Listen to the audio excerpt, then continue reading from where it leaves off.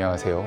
옛날 교과서 읽기 진행을 맡은 길동입니다. 옛날 교과서 읽기는 격동의 70년대 교과서, 그 중에서도 저희가 자체적으로 선정한 5가지 주제를 가지고 이야기를 나눠보려고 합니다. 그럼 시작하겠습니다.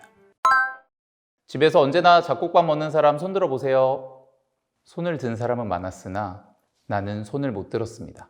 선생님은 우리나라 사람의 식생활에 대하여 다른 나라 사람과 견주어 말씀해 주셨습니다. 다른 나라 사람들은 쌀보다 영양분이 더 많은 잡곡이나 밀가루로 된 음식을 먹으므로 우리나라 사람들보다 키도 더 크고 몸도 더 건강한 것입니다. 나는 선생님의 말씀을 듣고 언젠가 집에서 밀가루 음식을 먹지 않겠다고 하다가 아버지께 꾸중 들은 일이 생각납니다. 이 문구에 대해서 혹시 어떤 생각을 가지고 계신가요? 네, 저는 지난 40여 년간 밀가루로 만든 라면으로 연명해 왔습니다. 하지만 키는 크지 않았습니다. 왜 이런 걸 했는지 이해를 못 하겠어요. 이 시대 때 뭐가 있었나요? 그 배경에 대해서 잠시 설명을 해주실 수 있을까요? 70년대에 한참 우리나라의 쌀 자급률이 떨어져서 그때 혼 분식을 장려한 적이 있었습니다. 그러니까 밀가루나 잡곡으로 만든 것들을 먹으라고 국가에서 강제했던 적이 있어서 학교에서도 도시락을 모두 뚜껑을 열어서 다 쌀밥으로 싸운 친구들 혼이 났었죠. 그래서 혼 분식, 밀가루 많이 먹고 잡곡 먹으라고 했었던 그때의 이야기 같습니다. 개인적으로는 서양 사람들에게 쌀밥을 먹이고 우리가 잡곡밥을 먹었을 때 평균 키가 어떻게 달라지는지 한번 알아보고 싶다는 생각이 드는 문장이었습니다. 승호는 어린이 신문에서 비행기와 군함을 마련할 돈을 모은다는 글을 읽었습니다. 신문을 읽은 승호는 자기도 돈을 보내고 싶었습니다. 그래서 아버지께 말씀드렸습니다. 아버지, 저금을 해서 돈을 모아 그 돈을 비행기와 군함을 만드는 데 보내겠어요. 이 말을 들은 아버지께서는 고개를 끄덕이면서 참 좋은 생각이다. 그렇다면 나도 승호에게 지지 말아야지. 하시며 담배를 줄여 피우고 그 돈을 모아서 내겠다고 말씀하셨습니다. 이 이야기를 옆에서 듣고 계시던 어머니께서도 승호야, 나도 할 테니 한몫 끼워다오 라고 말씀하셨습니다. 어머니는 어떻게 해서 돈을 내시겠어요?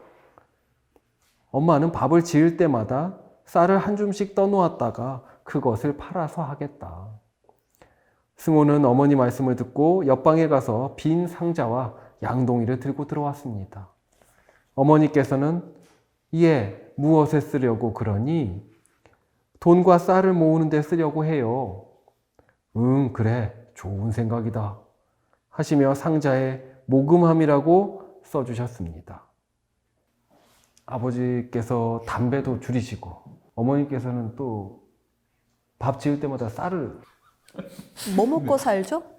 가족들이 좀 영양실조에 괜찮을까요? 근데 이게 전반적인 글을 읽으면 무기를 만드는 거잖아요. 비행기, 군함. 비행기나 군함 같은 거를 만드는데 이렇게 담배를 줄여 피고 쌀을 한 줌 하고 이렇게 온 가족의 돈을 털었어야 했나. 그런 게 좀 약간 안타깝네요. 그리고 이런 걸 교과서에 실어서 장려하고 있다는 게 좀 약간 씁쓸하네요. 네, 과도한 모금을 장려하는 전형적인 자귀적인 인물 구성에 의한 교과서다라고 말씀드릴 수 있을 것 같습니다.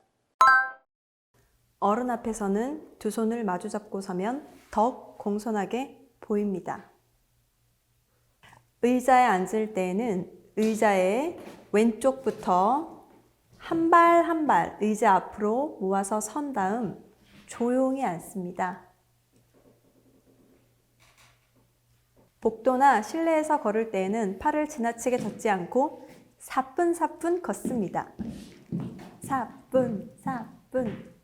어른과 같이 걸어갈 때에는 그의 왼쪽 조금 뒤를 따라 걷습니다.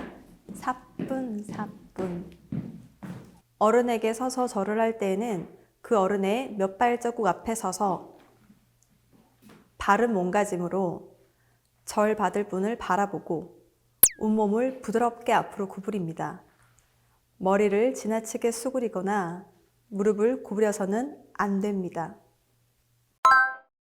네, 지금까지 격동의 70년대 교과서 읽기 시간이었습니다. 구독. 좋아요 알람 설정. 부탁드려요. 지금까지 쌤슈였습니다.